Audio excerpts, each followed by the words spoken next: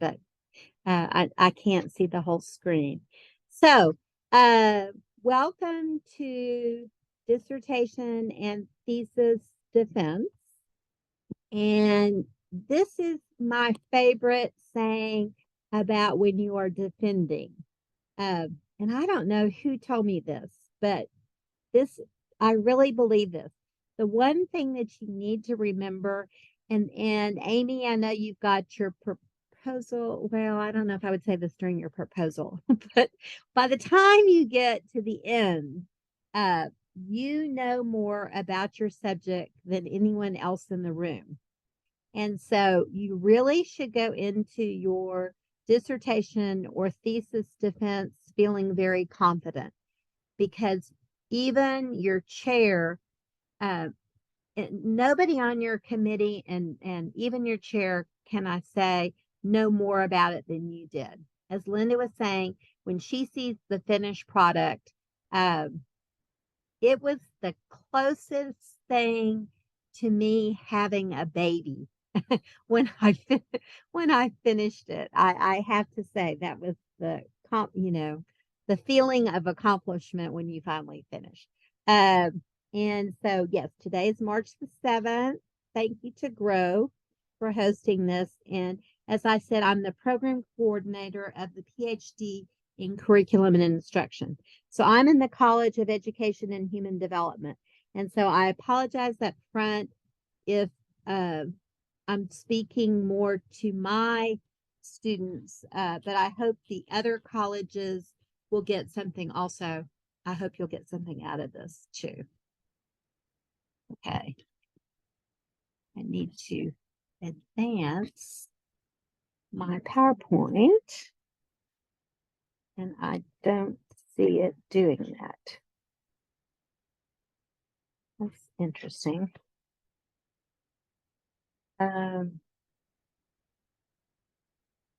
Linda, do you have any suggestions? Let me see. Enter. Enter. That was all I had to do. All I had to do was ask for help and see. Help you shall receive. Thank you, Linda. So, this book is sort of old, and I wouldn't suggest that you actually. I don't think you need to have to read it, but I did use it to help me sort of format this presentation that I'm giving you. And so when you're thinking of defending your thesis or your dissertation, there's 3 parts to it. So you prepare for it, and then you have the actual defense, and you are not done when you have the defense. That's the main thing. You are not done. There is always going to be follow-up.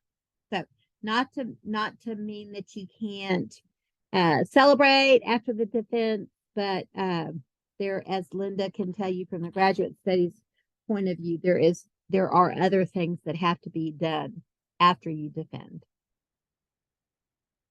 So the preparation part, the College of Graduate Studies has a wonderful website, and you really, really need to become familiar with it. When you get there, you click on current students, and then they divide it out between doctoral students and master's students.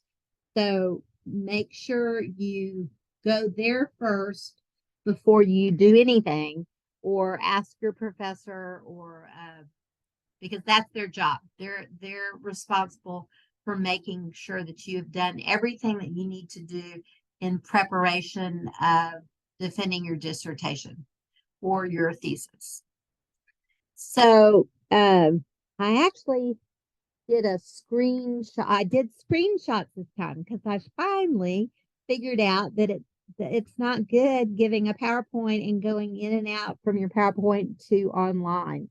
So I actually thought this was pretty good. So this is from the Graduate Studies website. And of course, they're very nice. They always have a professional Student Appreciation Week, usually April, I think. So we haven't gotten there yet. But all the resources that you're going to need as a doctoral student is here under doctoral students tab. And then same goes for master's students tab. And like I said, this is what the page looks like on the graduate studies website. Master's student has their other information. There's master's forms, there's thesis student checklist, this, and they also have formatting guidelines. This 3-minute thesis competition, someone just asked me about it the other day, and I don't know when it is. I didn't click on it and look, but I have known students that have done it, and it's great training for it's an elevator speech, how you give an elevator speech. And our titles are usually in dissertations are so long, and I know that you're really passionate about it, or else you wouldn't be writing a dissertation about it. But I always can sort of see people's eyes start to roll, back when you are describing your research. And so if you can describe your research and what you've done in 3 minutes, that's really a gift to be able to do. So I probably should have checked on that. I don't know when it's usually offered. We're scheduled the event is scheduled for April 6th, and we are accepting applications. The last day to submit an application to apply to compete is tomorrow by 11:59 p.m. But okay, I can take late ones. That's great news. Yeah. So good question. So some of you might not be there yet. That might be something that you want to do next April. This may not be, the timing may not be right for it for you right now, but it's something to think about. Of course, when you defend your dissertation, you're not going to do it in 3 minutes, but it's just a real skill to be able to explain in somebody in 3 minutes what your research is about. Was there a question? I'm happy to take, y'all unmute anytime you want to. You don't have to raise your hand if you have a question. I raise my hand at restaurants. People who go out to eat with me will know that. Oh, good. Samira, I recognize your voice. For the 3-minute thesis competition, I thought that we had to already be in the dissertation process, have it like our topic approved, committee approval, and already have collected the data. Because I was going to do it, and then I was like, ooh, I'm not eligible. So is that okay? wrong? Who told you that was the case? That those were looking at the website. The website. Okay. Then, we can talk, Samira. We can talk offline. I can message you. I'll talk with you. Okay. Because Linda, some of my students are doing some research. They may not be at the dissertation stage yet, but they are presenting at conferences. If they, so sure, we might be able to, and also, I know that it used to be, Linda, that they couldn't take, there were just limited amount of people that they could take to do it to compete. But fortunately, Leticia is going to be on hop on here, so maybe at the end we can pick her brain and just double check with her. Okay, good. Okay, and you want to know something funny? Who loves to do 3-minute thesis, and you can ask her about it, is Dr. Bippert, and she just doesn't seem like a 3-minute. It doesn't seem like she could tell you. I mean, I'm not saying this in a bad way, but when you ask her a question, she's sort of like me. She talks a lot, and so for her to be able, and she's very competitive, and I think she won it when she was at she was either at UTSA or she got her degree somewhere in San Antonio. So So it may be different there, but I know that she is all about 3-minute thesis, being able to do your elevator speech in 3 minutes. So that it would probably be a good course for me to take too. So anyway, this is the master's student has mentions the 3-minute thesis competition. Okay, so let's go back to how are you going to prepare? Attend the defenses of some of your colleagues in your department. It's more important to see the ones in your department because, like I say, English department, other departments are just way too different. One thing that I have noticed is it's difficult for y'all to attend them because a lot of times they're during the day. I'm on a committee that the person is defending the day after spring break at 1 o'clock, and she's defending on Zoom. It's Amy Carter, but I don't think any of y'all, I think Amy's way past y'all. But like my graduate assistants who might be on this call, on this presentation, I'm gonna require that you attend it unless you're teaching a class or something, because the more defenses that you see, the better. That you'll feel more comfortable when it's your time, and it'll and also then it gives them sort of an audience too, besides just their committee. Amy's is going to be Zoom because she is, I don't know where she is, maybe in Mexico. She's out of the country. She was in China, and her dissertation is on international schools. So it should be very interesting.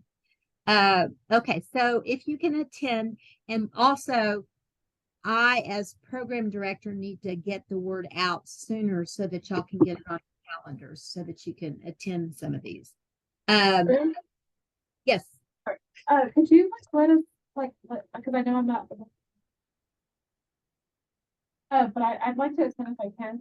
Can you also send that information to me? Yes. Is this Jennifer from English? No, B. It's Brenda. Oh, B. Yeah. What I'll do, I'll require it. I'm going to require it of my graduate assistants, but I'll send it to everybody. B. That's a good idea. So anybody that can get a couple hours off, it would be good, especially this one because it's Zoom and you can just log on. So good. Thank you, B. I will send that out. But I can tell you right now, I know it's on the 20th at 1 o'clock.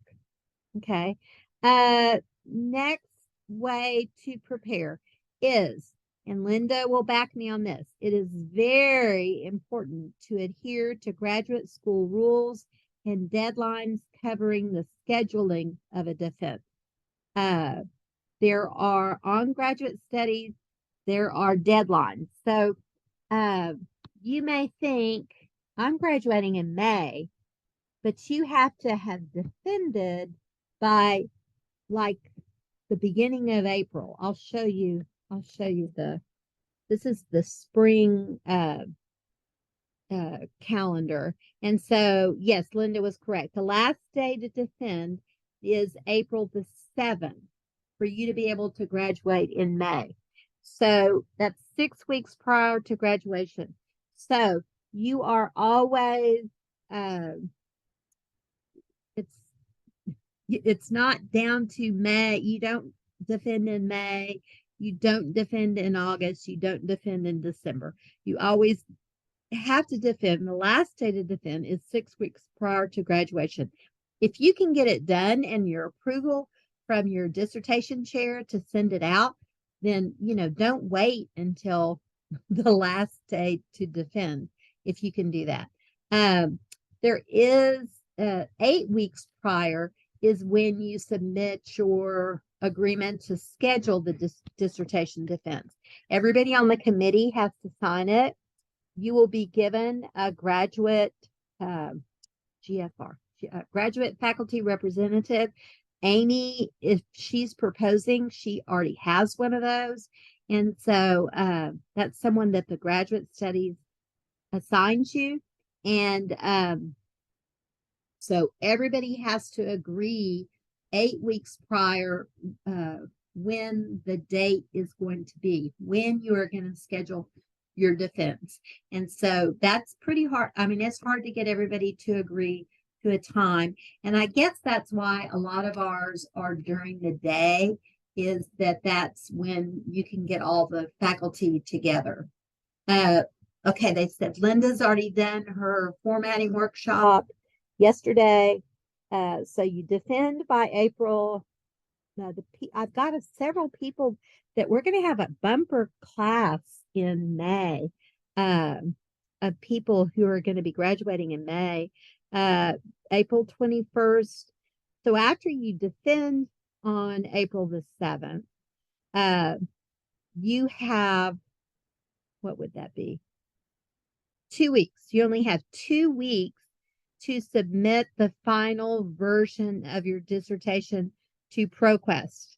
And so that's not a whole lot of time. That's why when you are ready to 2 weeks before you defend, when you're ready to send that out, and you don't send it out until your chair says you can send it out, it needs to be ready. It needs, I can promise you there'll be tweaking that will be done, but 2 weeks is not a whole lot of time if people are asking for changes. This year, graduation is not until the 20th of May. And I think that was just scheduling with American Bank Center. And then, let's see, it says, that's not until the 20th, but okay, 21st is the last day to submit. And then the 28th is when it's submitted to ProQuest. So just look at those dates, memorize those dates. And I went ahead and looked at summer. I don't know when we have people defending, ready to defend in summer, but it's August, but you are defending by June the 30th. So you can see that summer, there's not, so you have to really pretty much be ready in May to be able to be getting everything together by June the 30th. And then once again, you have 2 weeks to make your final changes. And then August the 12th is the commencement. So always make a plan and look ahead at your semesters. And your dissertation chairs they're doing the same. They're making sure. Unfortunately, it just usually takes longer than you think it's gonna take. But it's always good to have a plan. So I don't ever hesitate to tell people, if you think you can do this by summer of 23, I mean, I don't think there's anyone in here that can do it in summer of 23, but whatever it is that you can shoot for it. And then if it doesn't work, then you graduate the next semester. It is not a race. Do not compare yourself to anybody else in y'all aren't really in cohorts, but your friends that you've maybe taken your comps with. It's not a race. Everybody is different, and what sort of research you're doing is different. So, but it's my job to make sure that you finish, because I do not want any ABDs. I don't want any all but dissertations. If you've made it this far, if you've made it through all of these courses, what a shame it would be that you were not able to complete your dissertation. And classes are very, very hard. I know you're not going to believe me, but it's even harder. Amy could probably tell us it's even harder when you are then all of a sudden by yourself. You have a committee, but you're by yourself and you're writing this proposal. I don't know if Amy wants to even share with us her past year, but I found it difficult. I found coursework when I had people around me and I had friends around me, and I felt like I had a lot of support. And then you have your committee, but you're not seeing people in classes. You're by yourself writing, as my husband calls it, you're writing this little paper. That's what he used to call No, it. you're writing a book. You're writing Not a little paper, it's a book, a 5 book. chapters worth. My biggest thing is that I found I have to be the one to set my deadlines. Yes. When you're in class, you have assignments that are due by certain dates. Whereas the dissertation, they just want you done within 2 years. So it's kind of like up to you to set your deadlines. And like I said, last semester, I took the summer off, but last semester, I was setting my deadlines, but I kept pushing them back and back. And then I realized, oh, I really got to get on top of this. Yeah. I worked over the break on it, and then was able to get back with my committee this semester. So now I'm back on track. And Good. I Good. would love to graduate in August, but I will be graduating. If not, I will be graduating in December. It will Yeah. be this year. Yeah, good. And that's fine. But it is, and I also need to warn you that you have a chair, but they're not like if you finish something and you send it to them, they can't promise that they're going to have it back to you in the next day. It takes the chair a while to read your work, and so you need to allow for that. It's not, you are on your chair's timeline, not your own. So you can't send in something for them to proof and then expect them, and I want that back by Friday. I don't think that would go over real well with a dissertation chair. They're sort of in charge of, how soon they can get to it. Okay. A lot of times, sorry, Dr. Bruun, a lot of times they'll say, give them at least 2 weeks. Yeah. And Yeah. it's not just your chair, but it's the rest of your committee as well. That you have to... Right. That you have to work with. Yeah. So I would say, 2 weeks is, they're not going to get it back to you in 2 days. They're, you know how busy your professors are, have been, and they're the ones that will be your dissertation chair. And you're the one that asks, you get to choose your chair. So, but you don't get to choose your chair until after you pass your comps. So that's start in that on that. Okay. So I'm going to go to the next slide. Okay. So this is more about preparation. So, okay, I have finished it. I've finished my rough draft, or I wouldn't even call it a rough draft. I have gone to formatting, and you need to begin very early to schedule and coordinate the date, the time, and the place for your defense. And that's committee members have to all be there. Chairs, including your GFR, have very busy schedules. Your graduate faculty representative is, like Amy already has one. When you are ready to propose, the graduate studies ask someone to be a graduate faculty representative for you. They are on your committee. They are not from your college. Sometimes they have knowledge of your what your dissertation is about. But I've been GFR. I'm a GFR. Amy, I've been like GFR of some of your nursing. Like, I read it, but I don't know that much about it. Right now I'm on one for marine science, and I had to tell her that her proposal was really good, because I tried to read her proposal in marine science, and I'm afraid I really didn't understand what I was reading. And then when she presented, I understood better. But the GFR, the purpose of a GFR is a person on the committee who makes sure that the committee is following procedures. They are there to sort of protect both you and the committee, that everything is being done properly. And it's really up to them how involved that they want to be.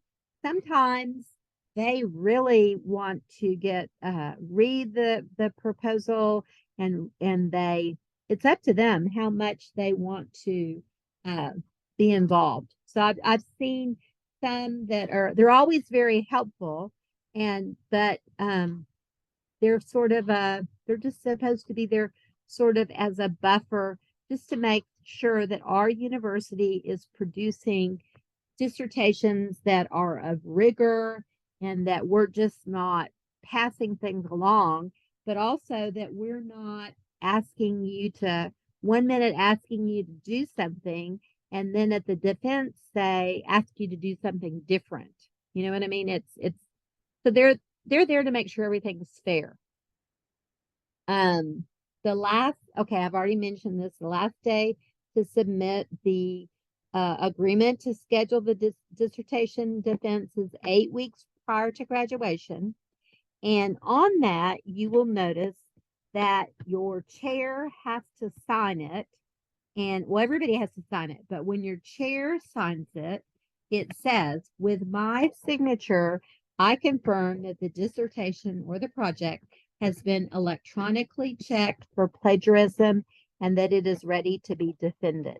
So we run it through some sort of program like SafeAssign or something that shows that, of course, it's your work. It's not the work of somebody else. And then there's I don't know why I say form. Oh, I guess this Form E, I guess I'm going to show you what the form looks like. So this is what the form looks like. The agreement to schedule the dissertation, progress defense, and final exam. So it's not just our PhD and CNI. There's different programs, your name, your ID. That's where I read, "With this signature, I confirm that this dissertation project has been electronically checked for plagiarism and that it is ready to be defended." And and in that blank is the title of your dissertation. The chair signs it. You can see we've got the date, the time, and the location. And everybody on your committee this is routed electronically. Everybody has to sign it and agree that they're going to be there for that date, that time, and that location. Okay, so still preparation, last day to defend 6 weeks prior to graduation. And then in 2 more weeks, you submit your final version of your dissertation. Okay, you think you're done when you have defended and successfully defended, but I do not know of anybody that didn't have to tweak it in some way. It comes up at the defense. It's not usually anything major, but someone will notice something or want something changed or whatever. And the graduate studies does ask you for this survey of earned doctorates, and there is a dissertation fee. So be sure you're familiar with, there are costs associated with when you finish your dissertation after you defend it. Okay, so that's preparation. Oh, there's more. Okay, have your manuscript reviewed before the defense to be sure it's consistent with the formatting. Okay, I keep talking about that. You don't know how important that is. You want to present a polished document for the faculty to work with in preparation for the defense. They have to have this polished document 2 weeks before the defense. They've got to have 2 weeks to be able to read it and study it and make notes before you defend. And then this is just a page that talks about formatting guidelines. So, and And as Linda says, they're just checking, not just, they are checking for the required formatting. They do not edit or read your content. That's the job of your committee. And that means also that they do not check your citation, spelling, or grammar. And we do not review your document for plagiarism. That has already been done. And so they check for formatting to make sure that it can get through ProQuest. Quite frankly, that's their job. Okay, I'm still preparing. I thought I was done preparing. This is a good one. Ask your chairs what questions and issues might be raised during the defense and prepare to address them. Sometimes when you get to the end and you and your chair think, I think that we're finished, but it's always good to think about what questions or issues might be raised during the defense, just might be, and prepare to address them. Okay, but I'm going to go back to the beginning quote that I gave you, is that you know more about it than anybody in the room. So just be prepared to answer them. Answer any sort of questions or concerns that they may have. And if you don't know the answer to something that they might ask you, then be honest and say, I didn't think about that, or I didn't address that. And if it's something that is minor that you can take care of in 2 weeks, then you can do it. There's no problem. But it's always a good idea to think about what someone might ask. And invariably, if a student and I talk about it and I say, well, Dr. So-and-so might ask you about this, a lot of times they don't even ever ask you that. It'll be a question that you hadn't really thought about. So organize your material for presentation and create a flawless presentation of the material that you'll be covering on the defense. And then practice presenting the material and answering questions. So practice, practice, practice. Your family will get tired of you practicing it. But I always tell people, don't practice the day of, because sometimes then you'll get sort of confused on, did I already say that or not? So just make sure y'all have done lots of presentations, but you will continue even after you defend, you will continue presenting presentations. So, and you just get better and better at presenting the more that you do it. Okay, I don't know if you can see this, but this is a form. I told you that you have a GFR that's there, and this form used to be on the website. It's not actually on the website anymore, but the Graduate Studies is going to send a form to your GFR, and they're going to be asking them questions. When did they receive? That should say receive, not received. When did they receive the final copy? And they are going to be checking for times or dates, and they are going to make sure that GFR got that copy 2 weeks before you defend it. Okay, and everybody has to have at least 2 weeks. And I'm sorry, I will correct my PowerPoint. They also asked the GFR, how long did they spend? They are at your proposal. So most GFRs take a lot of time, and they're reading your proposal. So that's so many hours. Then they're reading your final copy 2 weeks before, and that's longer. And so they're not just flipping through the stuff. They are actually keeping they're supposed to be keeping track of how much time that they spent. Then they are sort of like a timekeeper, although your chair will be a timekeeper too. But they specifically on this form ask, how long did you present? Okay.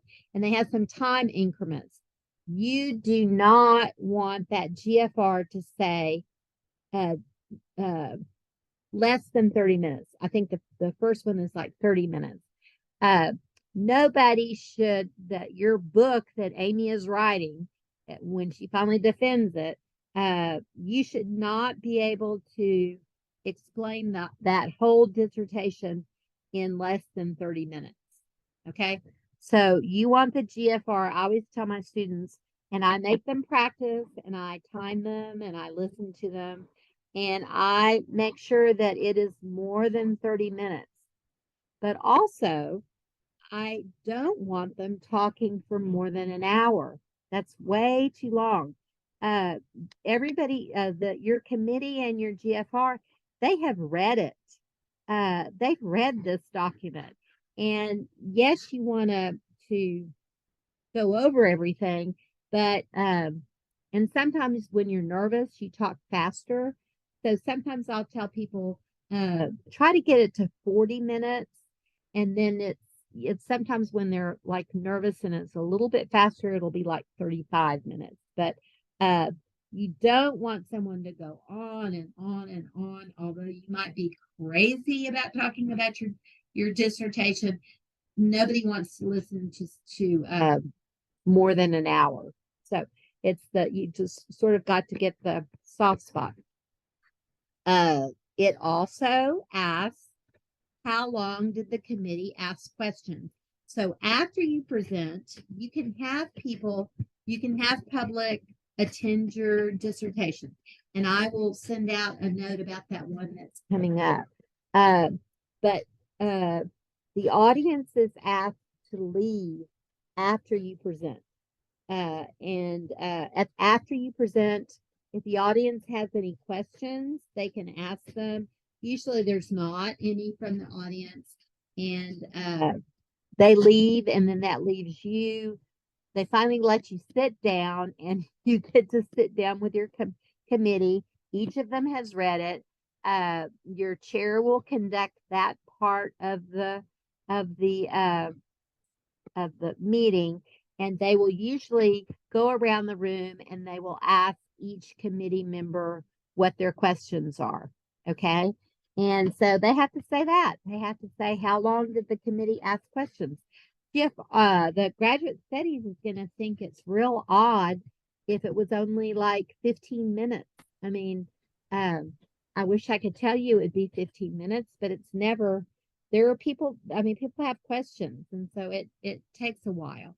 I don't know how long it's going to take, but it's not going to be a 15-minute type thing. Each committee member is going to have questions for you. And then the last question that the GFR is asked is, what was the rigor of the dissertation? And I don't know if it says like poor, medium, and well done or something, but that's the quality. And we want to be sure that we are, for Texas A&M Corpus Christi, that the rigor of our dissertations is that it should be, and that if your degree from here is going to mean something when you apply for a job somewhere else, and you talk about, and you write that, you put the name of your dissertation and how you did. So GFR is an important person because they're sort of like the timekeeper. They're keeping track of what's going on. Dr. Bruun, Yes, sir. you mean there's more rigor than there already is? It should be rigorous. That's Carlos. It should be Yes. rigorous research, and yes, it should be of high quality. They don't use the word quality, they use the word rigor. Okay, because I feel like I'm 90 years old now. And I was hoping to get less rigorous. No, I'm No, joking. yeah, I'm joking. no, not less, more. I was Always, gonna say, Carlos, if anything, it's more rigorous. yes. I it's- know, I know, but it's You're really been kidding. tough. It's been a Yeah. tough journey. I'm just Yeah. saying. And it is a journey, and it's supposed to be tough. And I know I keep talking about my husband, but like a lot of young people are not married. Not I don't know how many young people there are, but if you have a spouse and they watch you go through this, like my husband watched me go through all of my classes and then down to this part, and and whenever he would just say, if it was easy, Carlos, everybody would have a PhD. Okay. So that's Yeah. why there's not a lot of people with PhDs. I And know. I'm divorced because of it, but I'll take it. I'm I'm joking. I'm I'm joking. sorry. But Not yeah, because of it, but it's been a really it's been rigorous all the way through, and I'm starting to make a lot more connections now with good. my research, but it's taken a long time. Right. It feels like Right, so. right. So Yeah. I joke because I don't want to cry. Right. But you don't come in, I think a lot of people come in thinking they know what they want to do. And sometimes that it changes, and it's supposed to be, Carlos, it's supposed to be a journey. That is exactly what it's supposed to be. And it is rigorous. It is very rigorous. And so if it wasn't, then my husband would be right, and everybody would have one. And everybody in the world, I can't remember what the percentage is, but it's the dean always says it at Gooding. He always gives the percentage of people who have college degrees, the percentage of people who have masters, and the percentage of people who have doctorate. And it's not a very large percent at all of people that have that. Just the masters alone is, I think, like 0.5% or whatever. Yeah. It's ridiculous. And then so at the doctoral level, I'm sure it's even less than that. Yeah, even less, definitely even less than that. Yeah. But So Carlos, but look how far you've come. So I cannot believe it. I never would have believed it. I don't know anybody. I don't see anybody. I become this person lost in the literature, and I yeah, get and like Dr. Valdez says, people think we're weird people because well, what we we are. yes.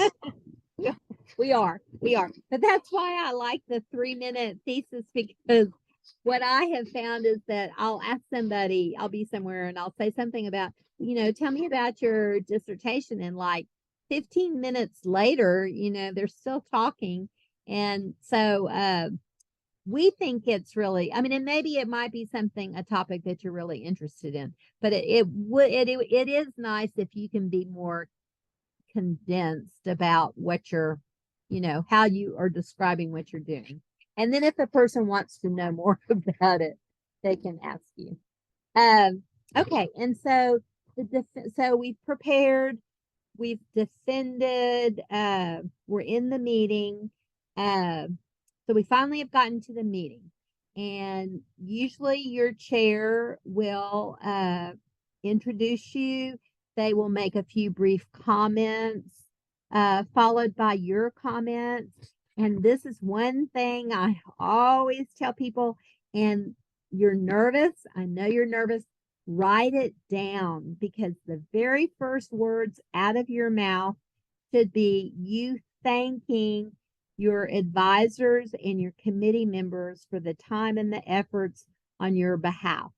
That's how you should always start off your defense, is by thanking them, because they have maybe they haven't put as much blood, sweat, and tears into it as you have, but they have spent a lot. It takes to chair and be on a committee takes a lot of time. So if you're, instead of you just, I'm the type to just launch off right away. Like I had a note and it said, before I ever begin talking about my dissertation, I need to thank the committee members and the for their time on my behalf. Your presentation, and I've already told you sort of time length. It needs to be more than 30 minutes. It needs to be less than an hour. And it covers your research questions, your literature review as it relates to your theory, your methods and analysis, your major findings, and then your recommendations for future research. So it needs to cover, all 5 chapters of your dissertation. Your chair will help you sort of tell you, okay, not as much on this and more on this. But anybody who's sitting there listening to your defense should be able to have heard all of that. You should have covered all of that information in your defense. After your presentation, that's when the public is asked to leave. Gosh, the last person that I had defend, she had invited, there were a lot of people there. I was lucky that I had a very large room. Sometimes there's nobody there. District committee, sometimes I had one where someone's father came. I know my husband came to mine. So it depends on, sort of like who you invite. It's really up to you who you invite. They do announce it to the college. And what was interesting when I had mine was I had people I had professors that I didn't even know, but they were interested in my title of my dissertation. And they came because they were interested in my topic. So, but after the presentation, that's when the public leaves. And then you get to sit down, as I said before, and the committee will take turns asking you questions and discussing amongst themselves points of interest or disagreement. So that's sort of your chair is the one that will call on them, and they will take turns. I have a question. Yes. And I mean this respectfully. What is there to disagree with? Like when you say points of disagreement, if it's your study and your findings and this is what you found, what might they disagree with? Like your methodology or your future studies implications or? I think it would be more likely that, Samara, because they have already signed off on your methodology at your proposal. So they can't come back at the defense and say, I don't like I disagree with your methodology. Okay. They're like, it's done at that point. Yeah. But something may have come up, like points of interest, or maybe something, like you say, future research. It's usually has something to do with like chapter 5.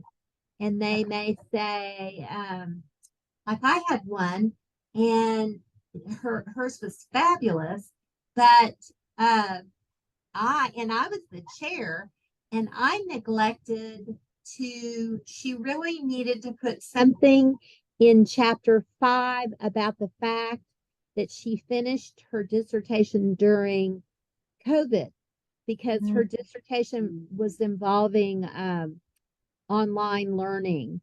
And so that was sort of something me as her chair. And it was actually the GFR that brought it up. And he said, you really should put something in I wouldn't say that was a disagreement. I just think that was a suggestion that, you really need to frame this, that when you started it, there was no COVID. There wasn't a COVID epidemic. And then during your research that happened, and she had not addressed it. And so she did. So I shouldn't say, so something like that, something that you may not have thought of. And so we were both like, you're right. That's right. You're right. That's a great suggestion. And so criticisms. Yeah. I wouldn't feedback. I would call it more feedback.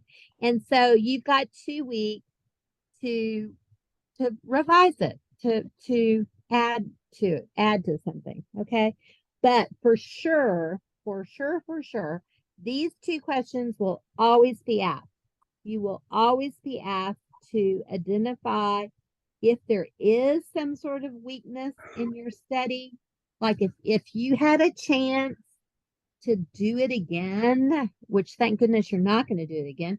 Hopefully you're going to build on it, but there is no perfect dissertation, and you put it in your limitations, like if you realize later, that was really a limitation to my study, you address it there. But they're also going to ask you post dissertation research plans. So I guarantee you, your chair is not going to want you to say, well, I don't plan to do anything with this. After you've gone to all this trouble and you've done all of this work, you need to have a plan, and they're going to ask you, what you plan to do, what your post dissertation research plans are. Usually, it's you've done something, and then, ideally what you're going to do is you're going to build on it. This is something that you've been passionate about. And so it should be something that you're going to do next, whatever your post dissertation plans are. So it varies how long they keep you in there. Like my husband went outside and sat, and I think, okay, and I'll also tell you this, he was more nervous than I was, because I was just very confident. I was at that point, you should be. I mean, I was like, I've got this. I know more about this than anybody in the room. There's not anything that anybody can ask me. I think there were a few suggestions, but it wasn't anything large at all. So, and also what happened, maybe because professors like to talk amongst themselves, I've seen this happen where they almost forget that you're sitting in the room, and the professors start talking about points amongst themselves. And so the best thing to do is just sit there and don't say a word and let them, they won't be disagreeing with each other, but they might be discussing something about your dissertation. So when all of the questions have been asked and answered, you're going to be asked to leave the room while the committee deliberates. And at this time, the faculty will be deciding, and they decide by vote, whether to pass you on your defense and your dissertation. So you can't leave. You're like allowed to leave and like go use the restroom or something. And then it is nice to have somebody out there with you to sit with you while you're waiting for them. And I can't tell you how long that takes, but there's a discussion after you leave. And I think the next slide, no, maybe that's not the next slide. So anyway, so you leave, but you don't leave the building or anything. You just, it shouldn't take that long. But then this is the best part of the whole thing. After they have concluded, your chair, the desired outcome is that after this meeting, your chair is going to come out to you and say, congratulations, Dr. Bruun. And then you know that the defense was successful and the committee has passed your dissertation. That's the most exciting part. That's probably the most exciting part for the chair, to be able to come out and call you by doctor. And you are you are at that point doctor, and you can use that. You don't have to wait until graduation to use doctor. You are a doctor from the time that you defend your dissertation. So you can put it on your resume, defended on this day, and you can change your stationery, and you can do anything that you want to do with it. So this is the report that the committee has to sign, and it goes around.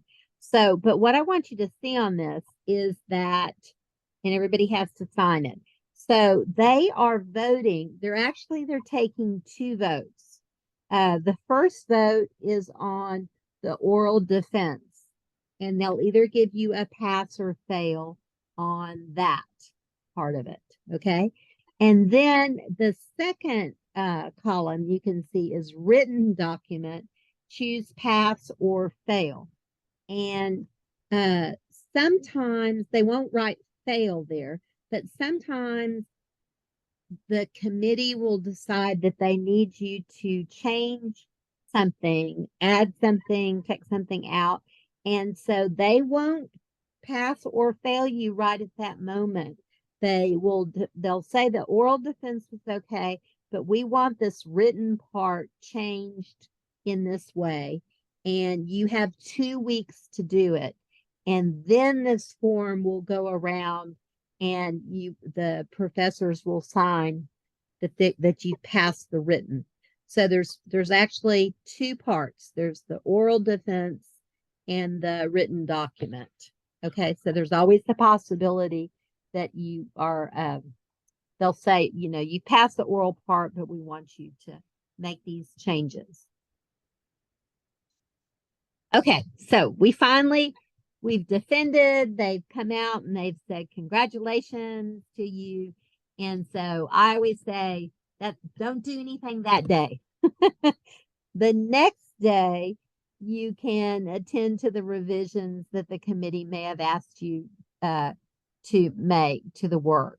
Okay. But yeah, the day of after you've defended and all of that, go out, celebrate, but you've only got 2 weeks if there's any revisions. So, so start the next day. Don't wait to take care of it. And then also, there are costs involved.